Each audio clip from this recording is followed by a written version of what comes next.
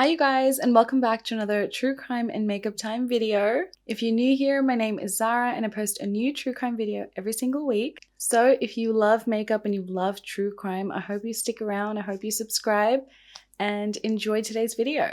How have you guys been? I have been doing well, but my hair is like really bugging me. I feel like, do you know what I mean? It's at that stage where it's like, there's nothing I can do with it. So I've just been straightening it. I have really curly hair, if you guys don't know that. It's like really curly. But yeah, I'm thinking of getting a new hairstyle. I feel like it's so boring and so flat. Like I feel like I definitely need like a new style for the new year. I feel like I had the same style for like 3 years now. So I want to do something different. What do you guys think? Leave some suggestions down below. If you have an idea of what I should do with my hair, what you guys think will look good. Also, it's really early right now, so my voice is like so croaky, so I hope it kind of goes away as I keep getting into the video.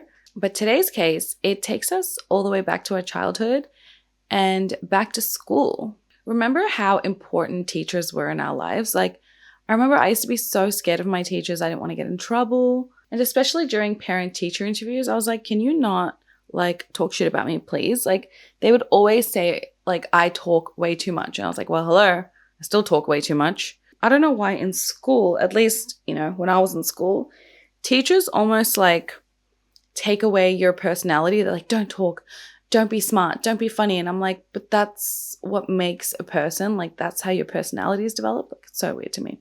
And some teachers, they can have such an impact in your life, whether it's good or bad. I remember at one time, I think when I was in the 8th grade or 7th grade, there was one teacher that was just so mean to me that I used to like literally like dread seeing her or like going to her classes. And she would always complain about me to my parents. So I like pretty much hated her. But yeah, when you're young, teachers are literally like the next authority, at least I feel, to your parents. Like you kind of listen to everything they say and you kind of value their opinion, or at least what they think of you. So speaking of teachers having an impact on their students, the case that we're going to talk about today is definitely, I would say, a bad impact on students. And this case is kind of insane, but I feel like, especially those of us who are becoming parents or are parents to teenagers already, this case is going to make us open our eyes up. So today we're going to be talking about Brittany Zamora. And Brittany was born in 1991 in Arizona. She was beautiful, she was smart, and she graduated with a 4.0 GPA from Arizona University. And during that time, she took on a couple jobs at a few elementary schools. And in 2016, she was certified to teach structured English immersion. I have no idea what that is. But in 2017, she landed a job at Las Brisas Elementary School, where she taught the 6th grade. Now, Brittany was young, she was beautiful, and she was really, really good at her job. She was loved by all her students, and even the teachers loved her. And she did so well that at one point she was even named Teacher of the Year, which I'm guessing is, in school terms, quite a big accomplishment because, like, of the year, right? She was one of those girls that kind of had, like, the perfect life. Everything just always worked out for her. She was smart and, you know, she got the job she wanted. She got the guy she wanted. Like, she just seemed to live a really good life. She even married her high school sweetheart. His name was Daniel Zamora, and she had been with him since she was 16 years old. And they had a really beautiful wedding where they got married in 2015. And Daniel, her husband, stated that from the moment they saw each other, they had always just been like falling for each other. So it was only appropriate, you know, when he planned to marry her, he wanted to ask her to marry her. He asked her to marry her while they went skydiving. So he was like, it was only appropriate to ask Brittany to marry me while we were falling, you know, skydiving. So that's how he proposed to her. And then they ended up getting married in 2015. And at this point, you know, Brittany's living a great life. She's basically living her best life. Like, she has a great job. She's smart. She's beautiful. She married the love of her life, you know. Been with him at that point for like 10 years. She was living in a great house. Like, Great life, right? So at the age of 27, she decided, you know what? I'm going to ruin this beautiful life all for a 13-year-old boy. Yeah.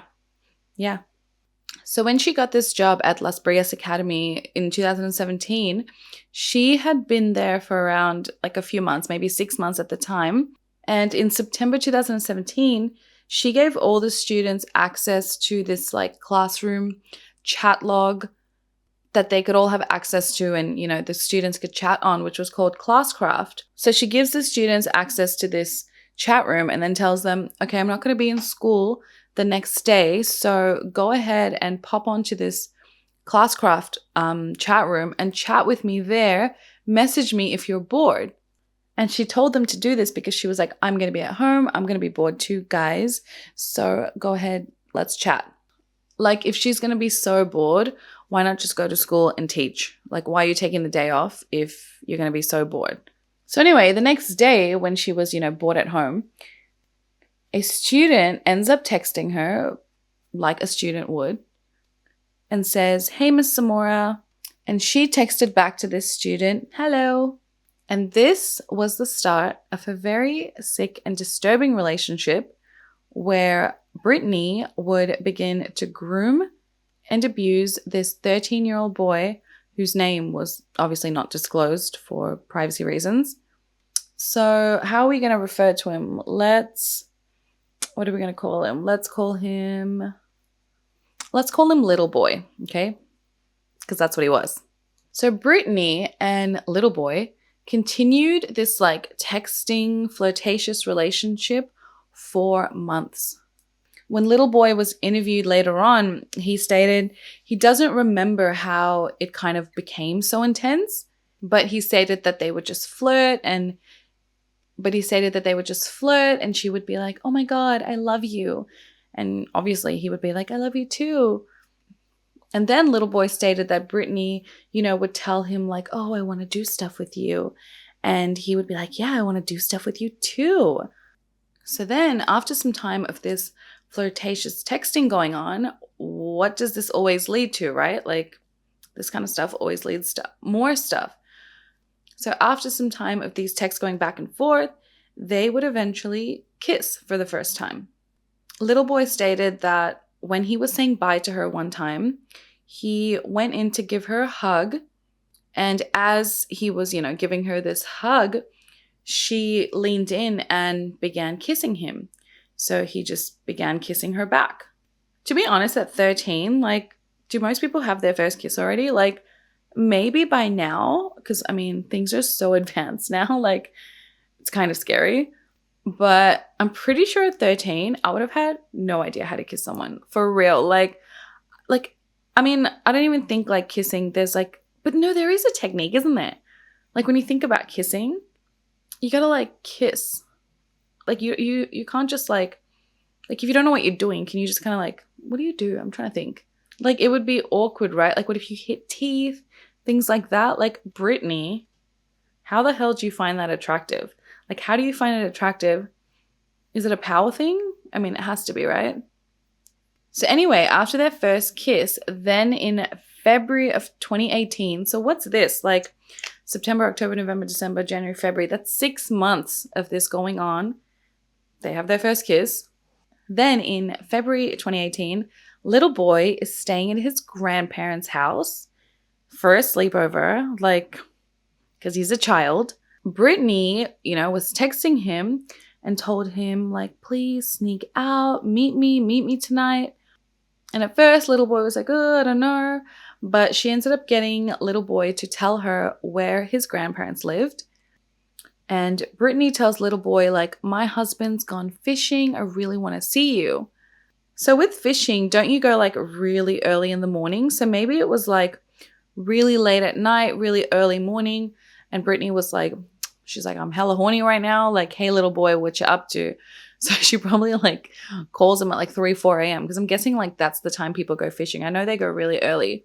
So she ends up driving to his grandparents' house in the middle of the night and then parks at the end of his grandparents' street. Once she does that, she texts Little Boy and she says, like, okay, I'm here.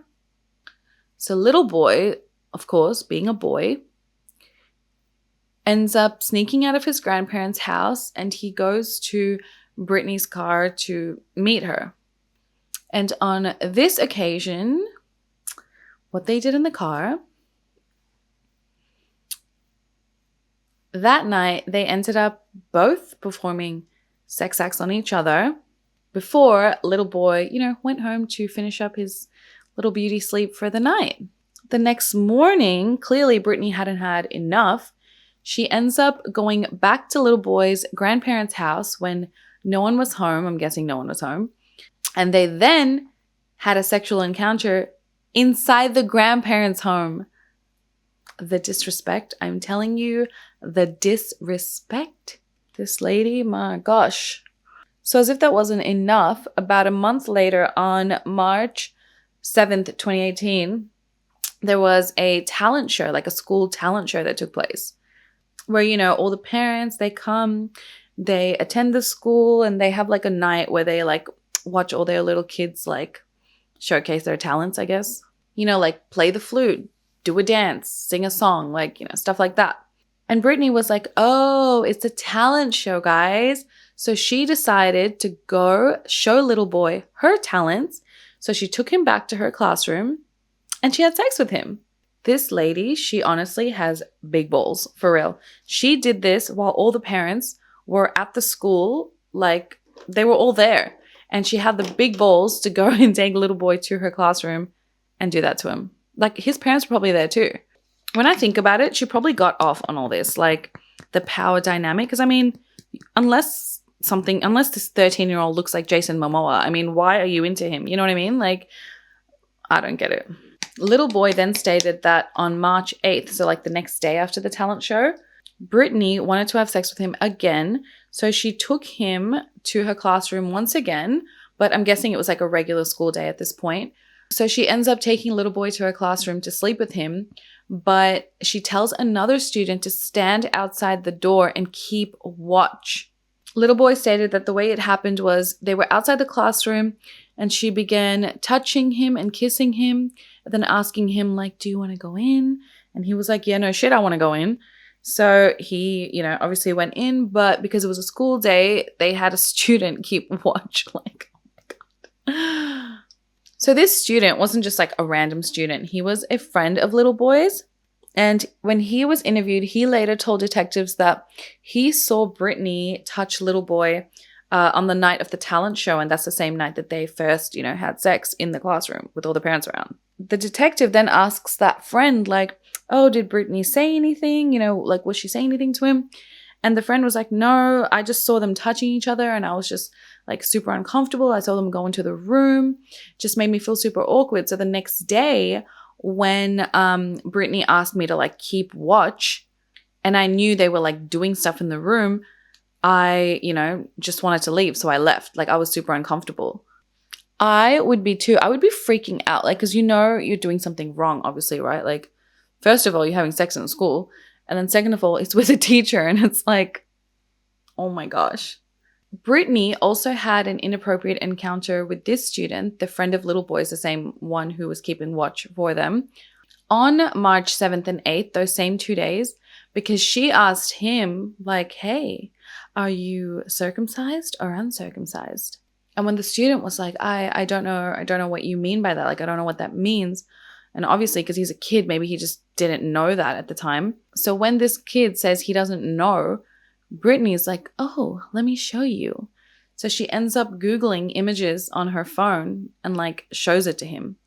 And he says like, the worst thing she kind of did was just make those inappropriate remarks. But obviously, because she had her eyes on little boy, you know what I mean? She was into him. She had her eyes on the prize.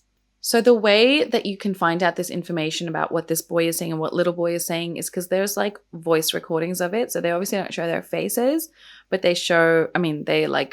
you can hear their voice. And let me tell you, unless the recordings that I heard have been like altered in some way, like maybe to hide their identity, they sound like little boys. Like their voices are literally like cracking. Like it's like high pitched and like super baby-like. Like, it's so gross. Like, how did she find that attractive? What a sicko. So the text messages between the two of them was also released, and oh my gosh. How does a 13-year-old boy get sexier to you every day, lady? Like, what is wrong with you? Like, just the thought of it makes me so sick.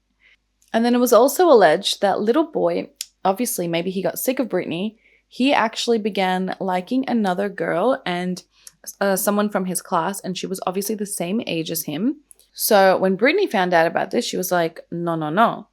She forbade little boy to speak with this little girl, and she told, well, this girl his age, and she told him that if you go and talk to her, I will go find some people to go and beat her ass. Like, a teacher said this about her student.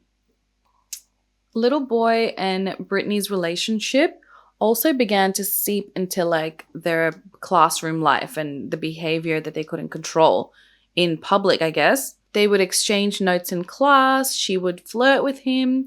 She would rub up on him in class. Like, what a dumbass. Are you an idiot? Like, she's so dumb. It seems like she wasn't really trying to keep this on the down low. Like, almost seemed like she was happy to get caught. I mean, good, because that's how she got caught, because all the other students in the class began to obviously notice their relationship. Like, how weird is this relationship between our teacher and this student?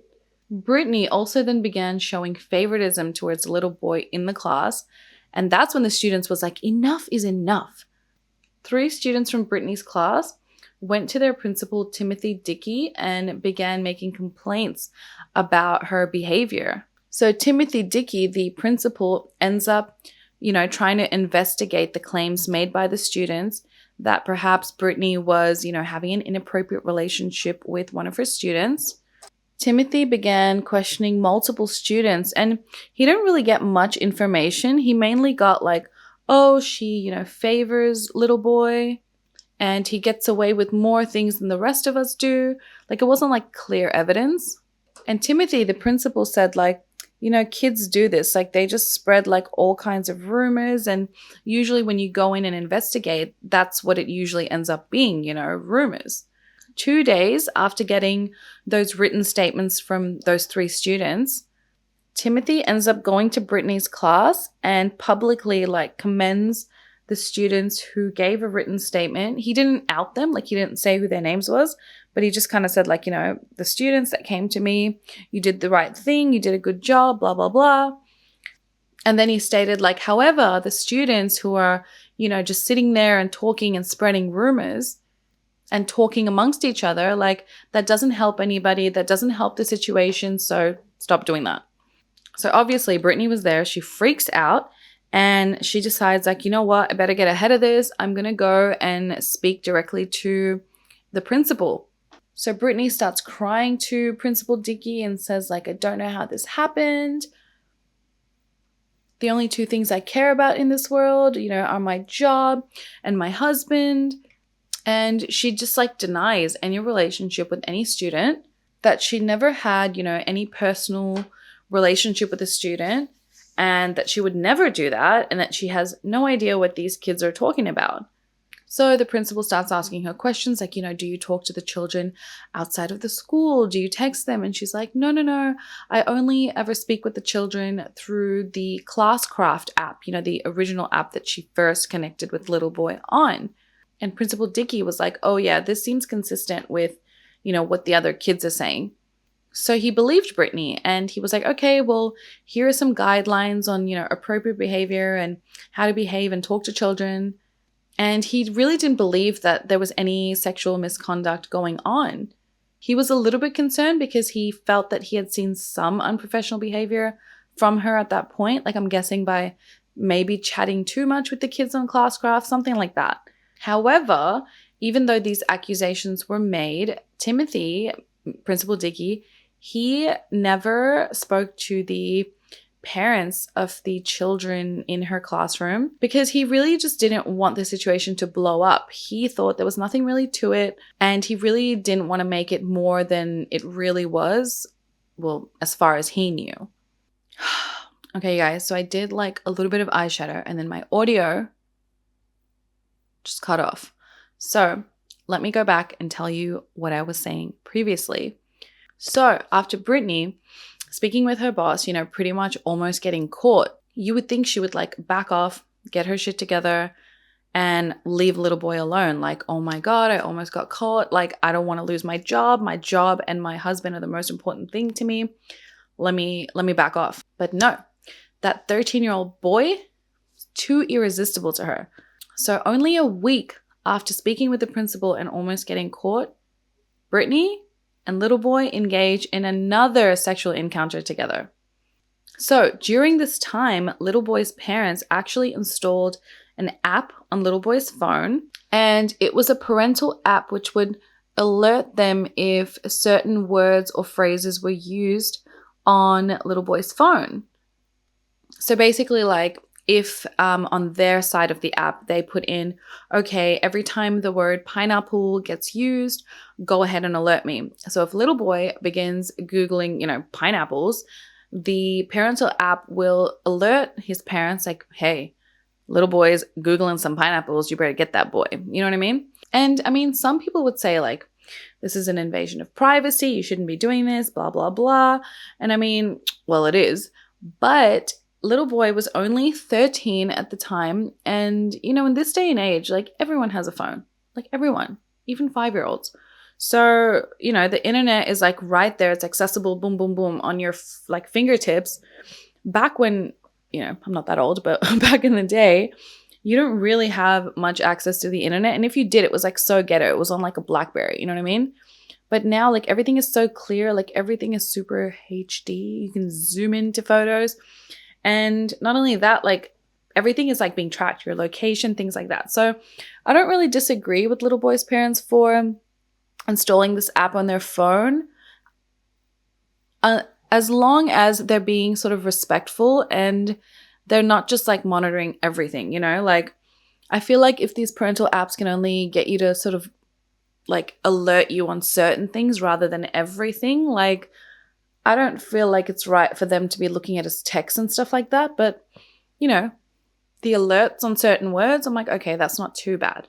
So on 21st March, now this was only like a few days after that incident at the fashion show? No. School show? No. What's it called? Talent show.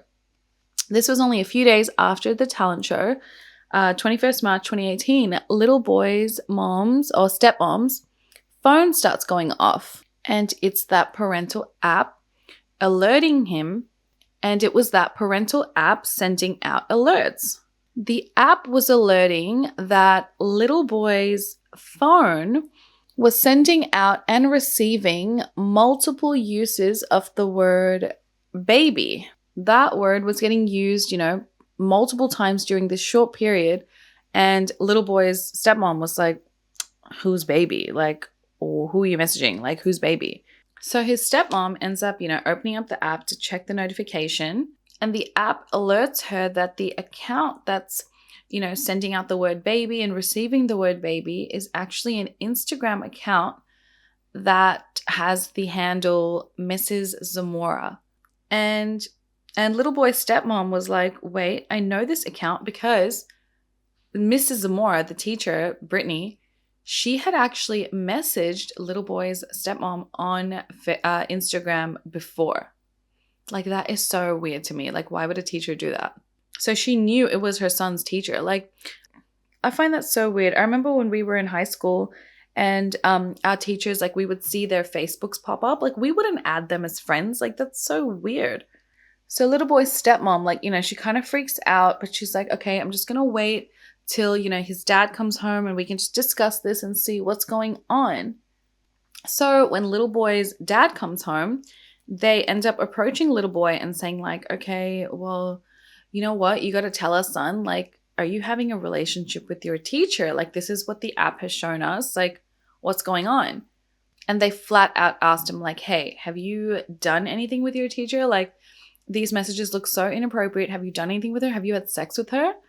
Little boy, he just admitted to it all. And he was just like, yeah, I did. little boy admitted to sleeping with his teacher multiple times, and he tells his parents that a lot of it happened, while at school, but he also told them about that one time that he snuck out, well, 2 times, that he snuck out of his grandparents' home, and how Brittany met him, at his grandparents' home. Like, I would be pissed if I was the parents. His parents, they obviously freaked out and they couldn't believe what they were hearing, especially because they had known Brittany and they had met her so many times, at so many parent-teacher interviews and stuff like that. And they honestly believed she was a good, kind teacher. They couldn't believe what they were hearing. They couldn't believe that their son had been victimized and groomed by his teacher, someone who was entrusted to help his growth, not in that way. They trusted her, to help their child and educate their child, not groom him and manipulate him, So little boy's parents, immediately contacted the school principal, Timothy Dickey, and then after doing that, they ended up contacting the police and letting them know. Now, Brittany ends up finding out, and I don't know how she found out. I'm thinking either the school principal told her, called her up and told her, hey, the parents called me, you in trouble. Or maybe little boy somehow contacted her, but I feel like after that, the parents probably took his phone away. So after Brittany finds out, she goes and thinks, okay, I'm going to fix this situation, guys. I know exactly how to fix it. So she ends up thinking the best thing to do would be to call up little boy's parents herself. I don't think that was the wisest thing to do. When little boy's dad gets the call from Brittany, he ends up losing his shit. He tells her, what kind of freaking pervert are you? I want to know right now. What type of pervert are you? And he calls Brittany a child molester and says, you know that you're a child molester, right? You're a freaking child molester. And Brittany apparently calmly responds why do you say that? And this pisses off little boy's dad even more. And he's like, you're a dumbass. I'm a lot smarter than you if you don't understand why what you're doing is wrong. And Brittany ends up telling him okay, can we just meet? Can we talk about this? We can just settle it. And the father's like, oh yeah, that's exactly what I'm going to do. I'm going to meet with you, settle this so you can go ahead and do this to some other kid out there. And he goes, hell no, we're not going to just settle this. And then he also says, okay, make sure you let your husband know what you did. And Brittany was like, oh, he's right here. Can he talk to you? So Brittany's husband, Daniel, gets on the phone and he ends up telling the father, she's done so much. She's made a huge mistake. The biggest mistake anybody can make in the whole entire world. And then he goes on to say to the father, think about it. God, he preaches about forgiveness. You need to forgive. And little boy's father was like, no, your wife decided to be a monster and prey on a child. She has scarred my son mentally. Do you know what this does to a 13? Look at me clapping. Do you understand what this 13-year-old boy has done? What he's experienced? He has had sex with his teacher. Do you get this? Do you get the severity of the situation? The father then says, do not call this number again. The next time you're going to be seeing me, it's going to be in court. And then only a day later, on 22nd March 2018, Brittany was arrested and charged with 9 counts of sexual conduct with a minor, 2 counts of molestation of a child, and 1 count of obscene material transferred to a minor. All of these were felonies, and a detective then tells Brittany, you going to jail. Brittany's response was, I'm really little. They're gonna tear me apart in jail. The detective then tells her, okay, but if there are any problems, you can just report it and we'll handle it, During Brittany's initial court appearance, she tells the judge, I would love to go home to my husband if you can let me slide off. But her bond was set at $250,000. For more than a year after her arrest, Brittany just ends up denying all the claims and says it never happened. She claims she never engaged in anything inappropriate with this student. And she also turned down any request to talk with the media, speak with the media. She just didn't want to give her side of the story. But then in June 2019, Brittany ends up admitting that she sexually abused her 6th grade student. Brittany claims that she was guilty, but that she was also a good and decent person who just made a mistake and that maybe counseling would help her. Brittany stated that she regretted her actions, but, maybe there was chance for, what's it called? Not remorse, but what's it called? Rehabilitation. Like maybe she wouldn't be like that after counseling. And the court was like, yeah, cool, but you're still sentenced to 20 years in prison. So she got 20 years in prison at the Arizona State Prison, and she won't be released till she's in her late 40s, and she will be on probation for the rest of her life after that. And in a situation like this, like, okay, if she gets released in her late 40s, she may still be attractive, but I mean, at that point, like a young kid, if she's still into that, if that's her thing, is probably not going to be interested in her because, she's a lot older. Her husband, Daniel, stood by Brittany's side the entire time she was going through the court trials. And it was unclear whether Daniel actually knew the full extent of what Brittany had done or if he even knew like what she was doing at the time she was doing it. And the conversation that Daniel had had with little boy's father, it kind of indicated that he didn't know that the relationship with little boy was physical. Police report later on indicated that when Brittany was speaking with little boy's father on the phone, that Daniel was actually there like coaching her and was telling her how to handle the conversation between herself and little boy's father and the stepmom after they found those text messages or the Instagram messages on little boy's phone. And it's alleged that Daniel, during the phone call that Brittany was having with the parents, was texting Brittany and saying, oh, you need to cry, you need to apologize more. And he was also telling her, like, do whatever you can to seem as helpless as you can on the phone so that they feel sorry for you. Like, he was coaching her on how to kind of try to get away with it. Daniel was never charged with anything relating to the crime, yet he remained, by his wife Brittany's side the entire time, even after she admitted to having sex with little boy in court. And I wonder why this is. Like, I was kind of thinking, like, maybe he really, really liked Brittany and he was really into her and, they'd been high school sweethearts. Maybe he was just so in love with her and that when she started flirting with other guys, like he kind of was like, oh, she's just joking. She doesn't mean it. And then like when she started texting other boys and stuff, and especially little kids, maybe they kind of thought it was a game. Like that's what I think. I feel like she probably would like text little boy and she wanted it. Like I feel like Brittany's a pedophile. Like she likes this, but she would like show it to her husband and kind of show like, look how I'm leading him on. And she never told her husband that she had actually done anything with little boy. I feel like she was telling her husband like, look, and like getting off on the fact that they were teasing a young kid. Like that's just what I think, because why would he stick by her side the whole time if he didn't know anything about it? Like maybe he literally thought that it was just like a game she was playing and maybe she was good at it and she had done this before. So less than a year after serving her 20-year sentence, so just a year into her sentence, Brittany ends up filing for divorce from Daniel, and she just basically says, our marriage is, broken beyond repair and there is no chance of reconciliation between the two of us. The victim's family, so little boy's family, because remember guys, he is a victim in all of this, even though it sounds like he enjoyed himself. Technically, he's a victim. If this was a girl and it was a guy doing this, it would be a whole different situation. So little boy's family, he is suing the school district for failing to report the abuse that was taking place. They also filed a lawsuit against Daniel because they believe that he was aware of the abuse going on, even if he had only been aware of the rumors before, the sexual abuse was revealed. He was accused of failing to report the crimes to the police, and Daniel ended up settling with the family outside of court, and we don't know what that is. It was an undisclosed amount, and I hope it was a lot of money. So this case is definitely insane. Like it makes me so paranoid for when, my future kids, they all go to school and things like that. It's just so scary, especially my son. Like I'm going to be watching him. I am going to be so aware of my children's contact with their teachers. Like something I probably never would have really, been interested in.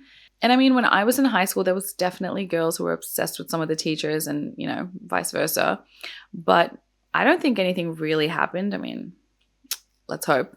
But nowadays, there's so many cases popping up like this. So I feel like teachers and social media and stuff like that, it's definitely helping people become more and more confident and more brazen in their behavior and child abuse and sexual abuse is kind of just like, I guess in a way it's also being revealed. So it's people are less afraid than they used to be back in the day, but it's still something that not every victim wants to share. So I feel like we need to do our job as parents, or even as friends, aunties, uncles, nephews, you know, to be aware of how your kids are and, you know, what they're doing, and just checking social media and, you know, things like that. So I'm going to go on a rant, so I better stop. But moral of the story, better check your kids. I hope you guys enjoyed today's video.